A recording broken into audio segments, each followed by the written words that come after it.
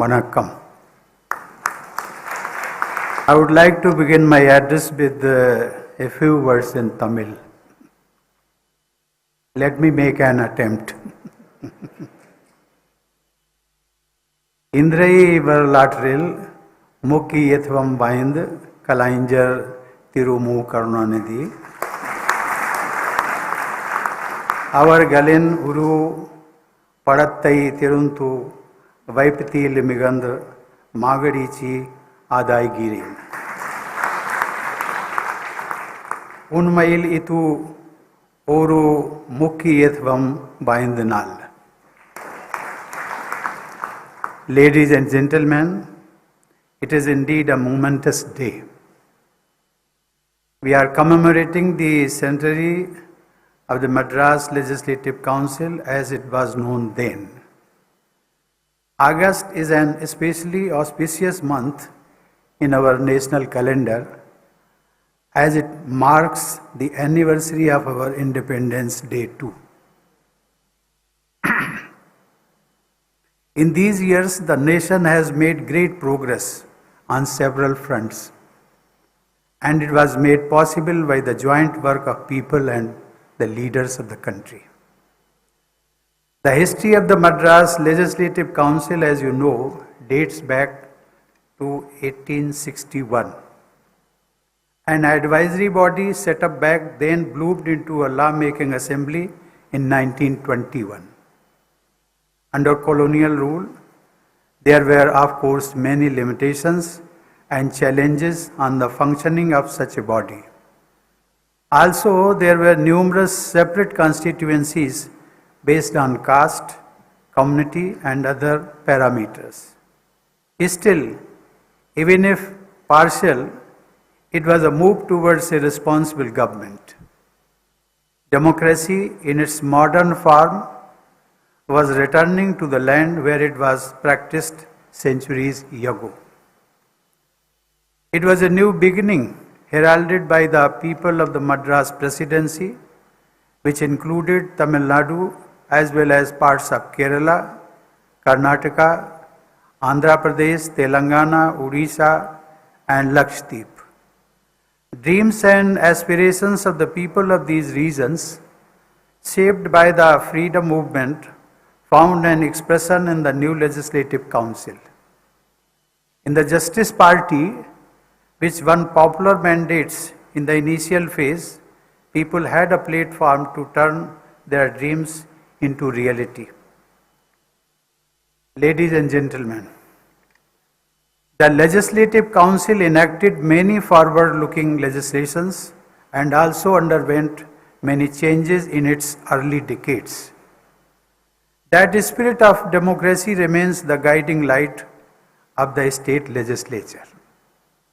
It would not be wrong to say that this legislature became the fountainhead of many progressive legislations which were subsequently replicated across the country to empower the weaker sections of society and strengthen our democracy. The Madras legislature had sown seeds of a fully representative democracy form of governance which were realized after independence. This legislature can rightly be credited with nurturing the roots of democracy by focusing on governance to uplift the poor and purge social evils. Politics and governance in the region evolved around positive and rational content that targeted the welfare of those living on the margins. Abolition of the Devdasi system, widow remarriage, midday meals in schools, and distribution of agricultural land to the landless were some of the revolutionary ideas that transformed the society. The concept of the welfare state has taken deep roots in this legislature, irrespective of who rules here. Here I would like to quote a few lines from the great Tamil poet Subramania Bharati, who sums up the progressive thinking of the people of Tamil Nadu, and I quote, Mandaram karpom vinay tandaram karpom Vane Alappom Kadal Mine Alappom Chandriya Mandalatu Iyal Kandu Telivom Sandhi Teru Perukum Satiram Karpom. This can be interpreted as, I quote, we will learn both scripture and science. We will explore both heavens and oceans. We will unravel the mysteries of the moon, and we will sweep our streets clean too. Unquote.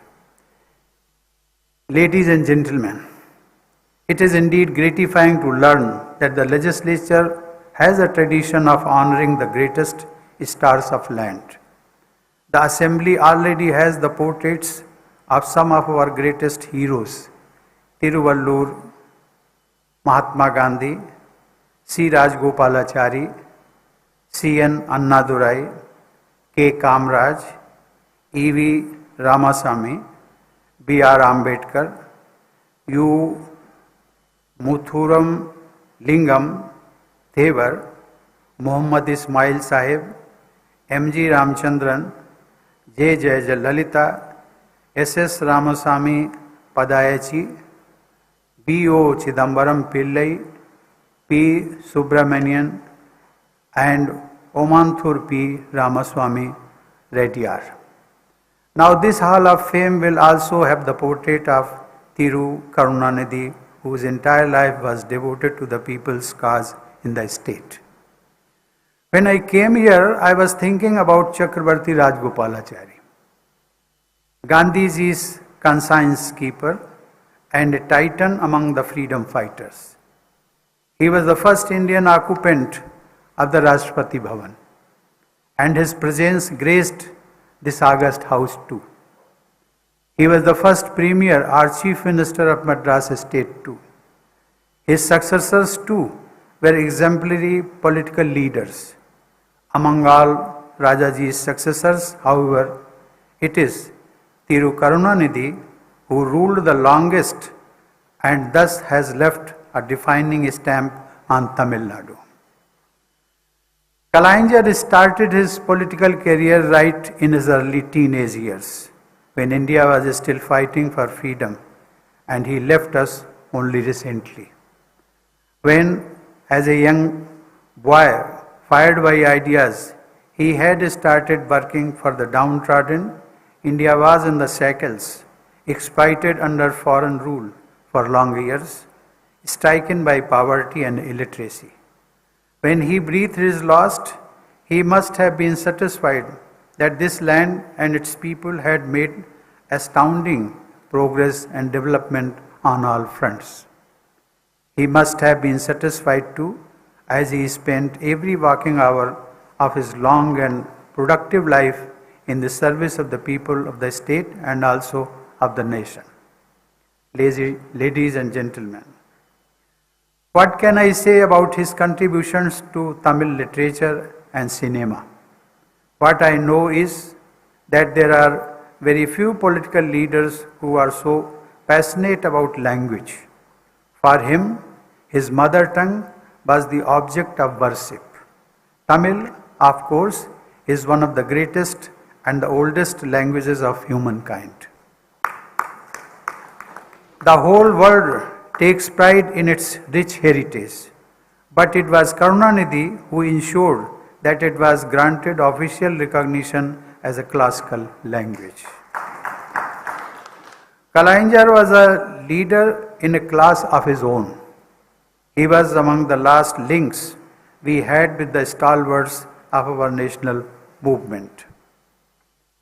Ladies and gentlemen, it is to those stalwarts that my thoughts go as the nation celebrates the 75th anniversary of independence.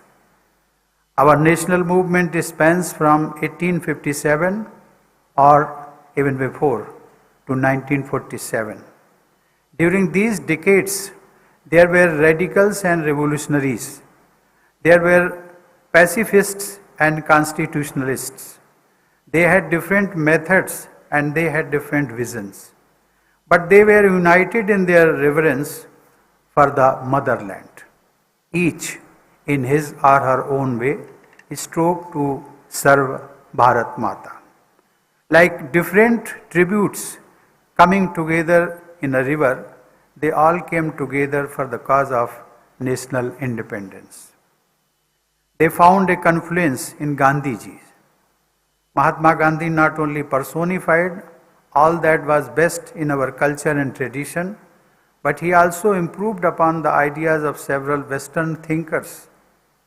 Alongside him was a legion of patriots, liars, scholars, social reformers, religious and spiritual leaders, and others. Each of them was matchless. Think of Dr. B.R. Ambedkar, such a towering genius and such a visionary.